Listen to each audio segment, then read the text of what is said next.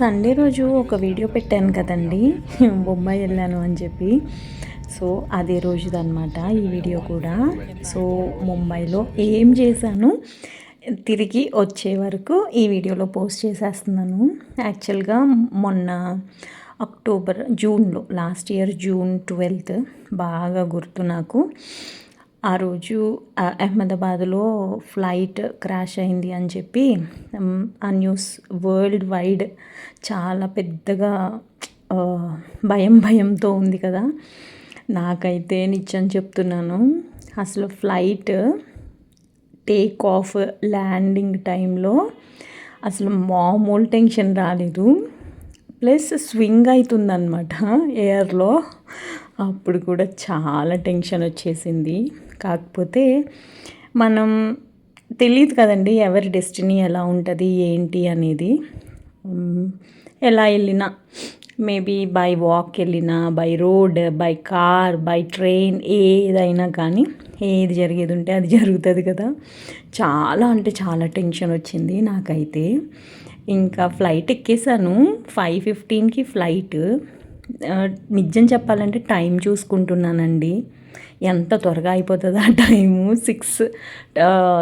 10 to 7కి land అవుతుంది అని చెప్పేసి ఉందన్నమాట.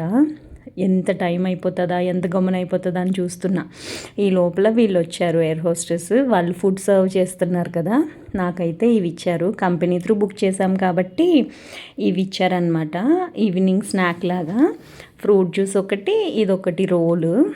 ఇది నాకు తెలిసి పుదీనా పరాటా కాదులేండి, ఇందులో ఏదో మనకి ఉంటాయి కదా, ఏమంటారు వాటిని, ఏదో ఇందులో కర్రీ వేసి ఇచ్చారనమాట. ఓకే చల్లగా ఉంది.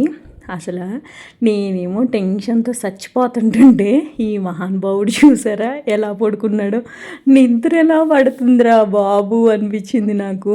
ఎందుకంటే స్వింగ్ అవుతూ ఉంది, మధ్యలో క్లౌడ్స్ మధ్యలో వెళ్తే ఆ టర్బులెన్స్, అమ్మో టెన్షన్ నిజం చెప్పాలంటే. ఏంటో ఇదివరకు కూడా వెళ్ళాం కానీ ఈసారి అయితే వచ్చేటప్పుడు వెళ్ళేటప్పుడు కూడా చాలా భయం వేసింది. ఇందాక అన్నాను కదా ఎవరి డెస్టినీ ఎలా ఉంటుందో తెలియదు. నాకు అసలు ఈ మబ్బులు చూస్తే మనకి జగదేక్ వీరుడు అతిలోక సుందరిలో శ్రీదేవి గారు దిగుతూ ఉంటారు కదా, ఆ పైనుంచి అదే గుర్తొచ్చిందనమాట. ఇంకా చిన్నగా పైనుంచి ఇల్లులు కనిపించేసరికి అమ్మయ్య బాంబే వచ్చేసింది అని అనుకున్నాను. కానీ ల్యాండింగ్లో కూడా చాలా ప్రాబ్లం ఉంటుంది. ఎందుకంటే నేను ప్రీవియస్గా నా కలీగ్స్ కానివ్వండి, నా సుపీరియర్స్ కానివ్వండి వెళ్ళినప్పుడు వాళ్ళు ఫేస్ చేసిన ఇష్యూస్ అవి చెప్తూ ఉన్నారు కదా. అందుకని చెప్పేసి నాకు ల్యాండింగ్ దగ్గర కూడా కొంచెం భయంగా ఉంటుంది అనమాట. ఇది వరకు అంత భయం వేసేది కాదు, కానీ ఈ అహ్మదాబాద్ క్రాష్ అయినప్పటి నుంచి కొంచెం భయం వేస్తుంది. ఫైనలీ సేఫ్గా అయితే నేను బాంబేలో ల్యాండ్ అయిపోయాను.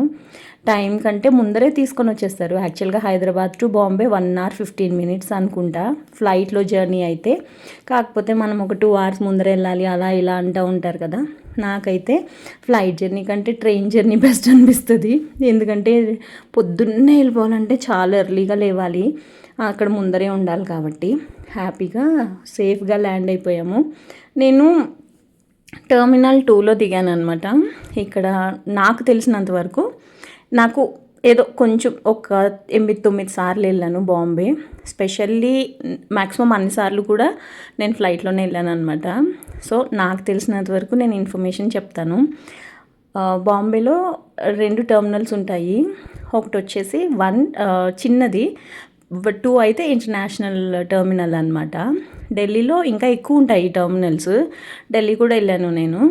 ఢిల్లీలో ఇంకా ఎక్కువ టెర్మినల్స్ ఉంటాయి. సో ఇక్కడ 2లో మనకి సెలబ్రిటీస్ వాళ్ళంతా కనిపిస్తారనమాట. కానీ 2 టెర్మినల్ చాలా బాగుంటుంది. మనం ఎగ్జిట్ అయ్యేటప్పుడు కంటే ఎంట్రన్స్ అయ్యేటప్పుడు టెర్మినల్ 2 చాలా బాగుంటుంది అనమాట. ఇంకా ఆ రోజు దిగేసి హోటల్ కాదు, గెస్ట్ హౌస్ కంపెనీ బుక్ చేసింది.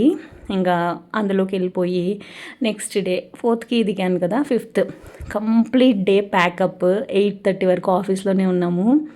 9 మేబీ 9 o'clock అలాగా ఇంటికి గెస్ట్ హౌస్కి వెళ్ళాము. 10 o'clock తినేసి పడుకున్నాము. మళ్ళీ తర్వాత రోజు 9:45కి ఆఫీస్కి వెళ్ళాము. ఇది 6th రోజు. సో 6th ఈవినింగ్ ఏముంటుంది సిపిటీనా ఏదో అన్నారండి. ఒక ఇది ఏమంటారు రైల్వే స్టేషన్, అక్కడికి వెళ్ళాము లోకల్ ట్రైన్లో. ఇంకా అక్కడి నుంచి కొంచెం దూరం వెళ్తే ఈ మార్కెట్, నిజం చెప్పాలంటే దీని పేరు కూడా నాకు తెలీదు. కాకపోతే మన జనరల్ బజార్, హైదరాబాద్లో జనరల్ బజార్, పాలికా బజార్ ఇలా ఉంటాయి కదా, అలా కూడా లేదు. ఇది జస్ట్ ఫుట్పాత్ మీద ఉందండి. అసలు కొన్ని అయితే చాలా బాగున్నాయి. ఆ ఇయర్ రింగ్స్ చూసారా ఎంత పెద్ద పెద్దగా ఉన్నాయో. బ్యాగ్స్ కానివ్వండి, ఇవన్నీ వచ్చేసి గ్రానైట్తో మార్బుల్ అలా చేసి ఉన్నాయన్నమాట. బేరాలు బాగానే ఆడాను, కానీ ఒక్కళ్ళు కూడా ఇవ్వనన్నారు. ఇదైతే క్యాండిల్ హోల్డరు, చాలా బాగా ఉంది అనిపించింది నాకు. ఇందులో సెంటెడ్ క్యాండిల్ పెట్టి మనం అది పెట్టినా, లేకపోతే ధూప్ స్టిక్ అంటించి పెట్టినా భలే వస్తుంది అనిపించింది. ఇవి వచ్చేసి బ్రేస్లెట్స్. ఇవి 250 ఎంతో చెప్పారు. ఆర్టిఫిషియల్ కంటే ఏంటో నాకు అంత ఇంట్రెస్ట్ ఉండదు అనమాట. అందుకని నేను అసలు ఇలాంటివి కొనడానికి కూడా అసలు మ్యాక్సిమం చూడను. ఇంక ఇవి అన్నీ చూసేసి ఇంక మా వాళ్ళు ఉంటారు, మనం ఒక్కళ్ళమే కాదు కదా, చాలామంది వెళ్ళాం కదా, ఇంకా వెళ్ళిపోదామని అంటే ఇక్కడే ఏమంటుంది ఏదో హోటల్ అండి, చాలా ఫేమస్ అంట అది. అక్కడ తినేసి కొంచెం నడుచుకుంటూ వచ్చామన్నమాట. ఇదిగో ఇక్కడ గేట్వే ఆఫ్ ఇండియా ముంబైలో. నేను సెకండ్ టైం అనమాట ఇక్కడికి వచ్చింది. Taj hotel evening, night time, not evening 11 o'clock, 11 కాదులేండి, మేబీ 9:30 అలా అయి ఉంటుంది టైమ్. పైన అంతా నేషనల్ ఫ్లాగ్ కలర్స్ ఉన్నాయి, కిందంతా లైట్స్, చాలా బాగుంది. డే టైంలో చూసాను అప్పుడు, ఇప్పుడు వచ్చేసి నైట్ టైంలో చూస్తున్నాను. కానీ డే టైంలో అయితే అక్కడికి వెళ్ళనిస్తారు. ఇటువైపుని చూపించాను కదా, అక్కడి నుంచే నాకు తెలిసి కసబ్ వాళ్ళంతా వచ్చి ఇది టెర్రరిస్ట్ అటాక్ జరిగింది కదా, అదంతా అక్కడే జరిగిందేమో అని నాకు అనిపిస్తుంది. వాడు ఇక్కడి నుంచే వచ్చాడా అని అనిపిస్తుంది అనమాట. చాలా బాగుంది ఇలా చూడడానికి. మీకు ఎలా అనిపిస్తుంది అనేది తప్పకుండా కమెంట్స్లో చెప్పండి. కొత్తగా వెళ్ళాను, అంటే కొత్తగా కాదు కానీ చాలా రేర్గా వెళ్తూ ఉంటాం కదా, అందుకని నాకు కొంచెం వింతగానే అనిపిస్తాయి. మోరోవర్ అక్కడ మన లాంగ్వేజ్ మాట్లాడరు, మన ఫుడ్ తెలీదు, ఫారినర్స్ వస్తూ ఉంటారు. ఇంకా అందుకని చెప్పేసి నేను అలా చూసుకుంటానే ఉంటాను అనమాట. నాకు భలే ఇష్టము ఇలాంటివి చూడాలి అని అన్నా, ఎక్స్ప్లోర్ చేయాలి అని అన్నా. మన ముక్కలు వెళ్తే వేరు, కానీ అందరితో కలిసి వెళ్ళాము అని అంటే వాళ్ళతో పాటే మనం కూడా ఏదన్నా చెయ్యాలి. ఏం చెయ్యకపోయినా సపోర్టివ్గా ఉండరు. దట్టు మనం అఫీషియల్గా వెళ్తున్నాం కదా, సో వాళ్ళు ఏది చేస్తే మనం అదే చెయ్యాలి. అదే మనం పర్సనల్గా వెళ్తే కొంచెం మనకి కూడా మన ఏం కావాలి అని అనుకుంటే అది చేసుకోవచ్చు అని అనిపిస్తుంది. నాకు ఈ రోడ్స్ అన్నీ చూస్తే, ఎస్పెషల్లీ ఈ హోటల్ ఉన్న రోడ్లో చూస్తే, నేను ఎప్పుడూ రాలేదు ఇటు సైడ్. ఇక్కడ ఏమనిపించిందంటే యూకే, కెనడా, జర్మనీ ఇలాంటి స్ట్రీట్స్ ఇలాంటి కంట్రీస్లో మేబీ అది విలేజ్ కానివ్వండి, సిటీ కానివ్వండి, టౌన్ కానివ్వండి, స్ట్రీట్స్ ఉంటాయి కదా, ఆ స్ట్రీట్స్లో ఉన్నట్టు రోడ్స్ కానివ్వండి, బిల్డింగ్స్ కానివ్వండి, అలా అనిపించింది అనమాట. ఆ రోజు మేము గెస్ట్ హౌస్కి వెళ్ళేసరికి ఒక 11:45 ఎంతో అయ్యింది. తర్వాత రోజే నేను 7:30కి అంతా మళ్ళీ ఎయిర్పోర్ట్కి వచ్చేయాలి. ఎందుకంటే నాకు 10:30కి ఫ్లైట్ అనమాట హైదరాబాద్కి. ఇది సాటర్డే రోజు 7th.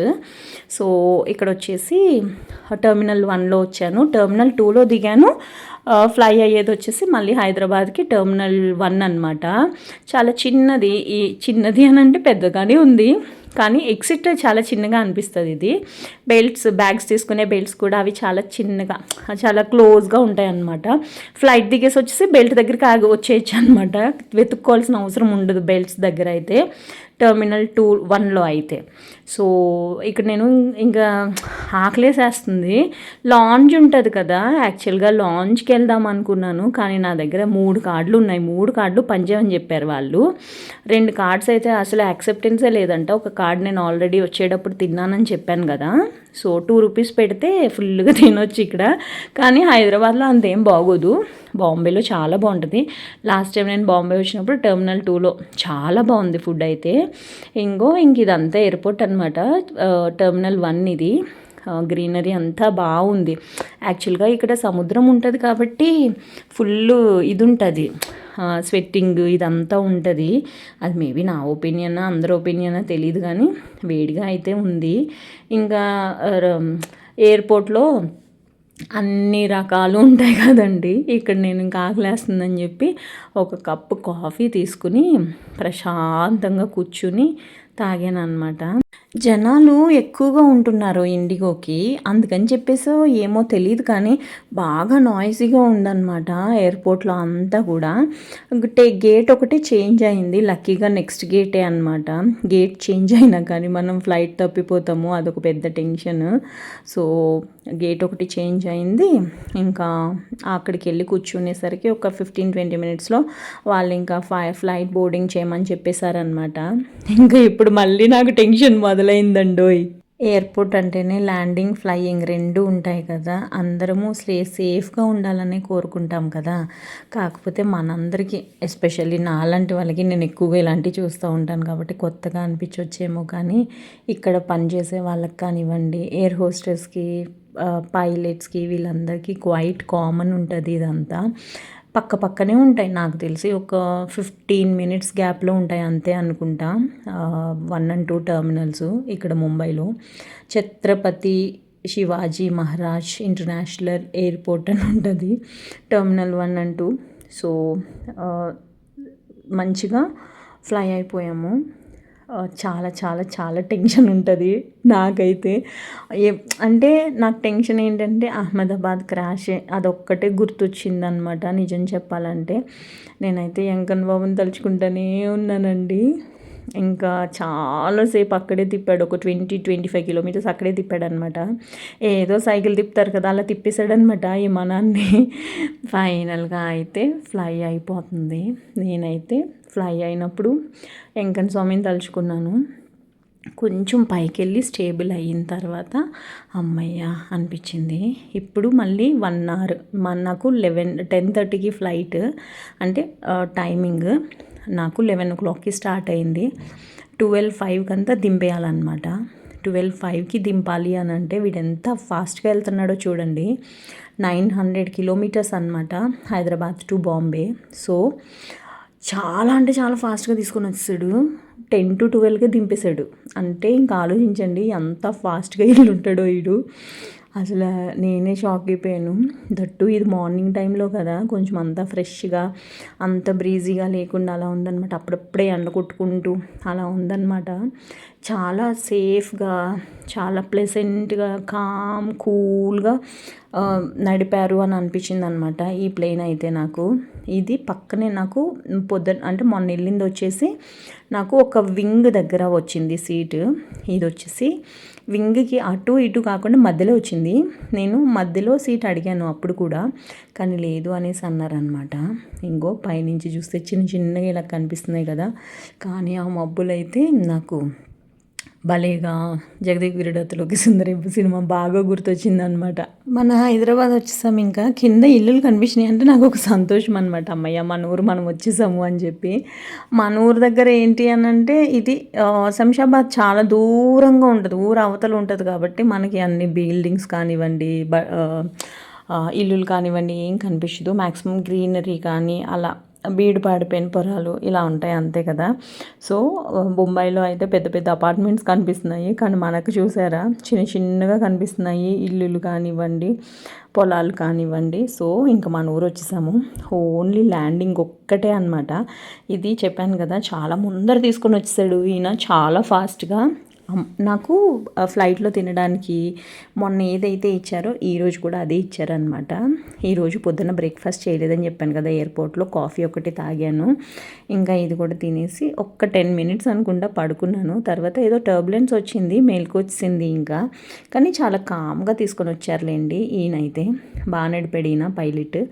ఎవరు అనేది నాకు కూడా తెలియదు. వాళ్ళు పేర్లు చెప్తారు కానీ వాళ్ళు సింగ్స్ ఇలా ఉంటారనమాట. మోస్ట్ ఆఫ్ ది పేర్లు వచ్చేసి ఇలాగే ఉంటాయి. వాళ్ళని చూస్తే కూడా నాకు ఎందుకో మంచిగా అనిపిస్తుంది. ఎయిర్ హోస్టెస్ని కూడా అలాగే చూడాలనిపిస్తుంది. చూపించాను కదా ఇందాక. కాకపోతే ఇప్పుడున్న వాళ్ళని చూపించలేదు, కానీ మొన్న వెళ్ళే వాళ్ళని చూపించాను కదా, మంచిగా అనిపిస్తుంది వాళ్ళని చూస్తే. ఇంకా దిగేసి ఇంటికి వెళ్ళిపోయాను. ఇక్కడ ఓలా ఆ రోజు స్ట్రైక్ అంట. అమ్మో అదో టెన్షన్. నేను ఓలా బుక్ చేసుకున్నా ఇంటికి, వాళ్ళు వస్తారో రారో అని తెలీదు. ఇంకేం చేస్తాం, చాలా దూరం నడుచుకుంటూ వచ్చిన తర్వాత ఓలా ఉందా అని అడిగితే ఉంది. ఇంకా అక్కడ మనం బుక్ చేసుకుంటే ఏంటంటే ఏ కార్ అయితే అవైలబుల్గా ఉంటుందో ఆ కార్లో ఎక్కేయచ్చు అనమాట. ఇది మనకి బెనిఫిట్, ఎస్పెషల్లీ ఎయిర్పోర్ట్లో అయితే. సో ఫైనల్గా నా ముంబై జర్నీ అయితే ఇలా జరిగిందండి. మీకు ఎలా అనిపించింది? మీకు కూడా నాలాంటి ఎక్స్పీరియన్సెస్ ఉన్నాయా? ఉంటే కనుక తప్పకుండా కమెంట్స్లో చెప్పండి. సేఫ్గా బాంబే వెళ్ళి అయితే వచ్చేసాను. మళ్ళీ ఊరు వెళ్తున్నాను. అది ఏ ఊరు అనేది నెక్స్ట్ కమింగ్ వీడియోస్లో చెప్తా. ఈ వీడియో కనుక నచ్చింది అని అంటే తప్పకుండా నా ఛానల్కి సబ్స్క్రైబ్ చేసి నాకు సపోర్ట్ చేయండి. ఇంకొక వీడియోలో కలుస్తానండి. అంతవరకు బాయ్ అండి.